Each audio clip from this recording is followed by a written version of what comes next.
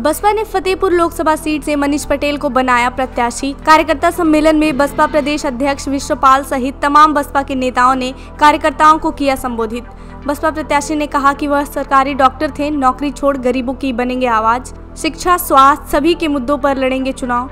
कानपुर देहात के रहने वाले हैं मनीष पटेल। ये बताना चाहता हूँ कि मैं नेता नहीं हूँ, मैं सामान्य कार्यकर्ता था। बहन जी से मिलता रहता था। पिछले 10 वर्षों से मैंने बहन जी से लगातार मिलकर कहा कि बहन जी मैं सेवक हूँ और मुझे सेवा करने का अवसर है। बहन जी ने कहा कि आप तैयार हो। बहन जी ने मुझे 10 साल तैयार किया। मैं 10 साल तक लगातार, पहले मैंने विधानसभा में प्रयास किया, फिर मैंने लोकसभा में प्रयास। अंतोगत तो आज मुझे बहन जी ने आशीर्वाद दिया। मैंने पहले भी बताया कि मेरे मुख्य मुद्दे ये हैं, बहन जी के अलावा किसी ने भी इस शासन व्यवस्था को सुचारू रूप से ढंग से नहीं चलाया। जो मौजूदा सरकार है, चाहे प्रदेश की हो चाहे देश की हो, इन्होंने हमारी व्यवस्थाओं को आईसीयू में डाल दिया, एक अघोषित सी इमरजेंसी लगा दी।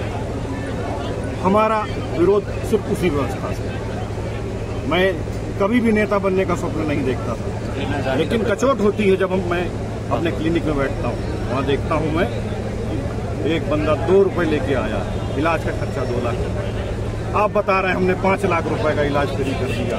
अगर वो 5 लाख का इलाज फ्री होता तो मेरे 2 रुपए वाले अस्पताल में तो क्यों आ रहा हो?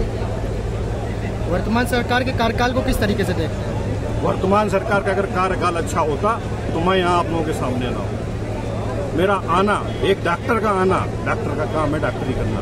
डॉक्टर का काम अगर नेता नगरी हो रहा है, इसका मतलब है कि उसे कहीं ना कहीं कोई कमी महसूस हो रही है। प्रमुख मुद्दे क्या रहेंगे आपके? मैं मुद्दे बता रहा हूँ, यही मुद्दे हैं। हमारा रोजगार, हमारा स्वास्थ्य, हमारी सड़क, हमारा संविधान।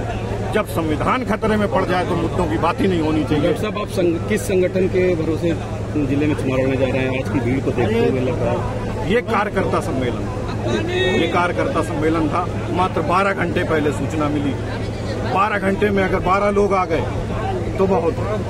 और मैं उस फील्ड से आता हूं जहां पर एक व्यक्ति इमरजेंसी में एक मरीज के साथ में खड़ा होकर और उसको जीवित कर देता है। ये बहुत छोटी चीज है, इससे 1000 गुना व्यवस्था में करवा के रहूंगा। आप अपने सामने किससे टक्कर मान रहे हैं? मेरे सामने कोई टक्कर में है ही नहीं।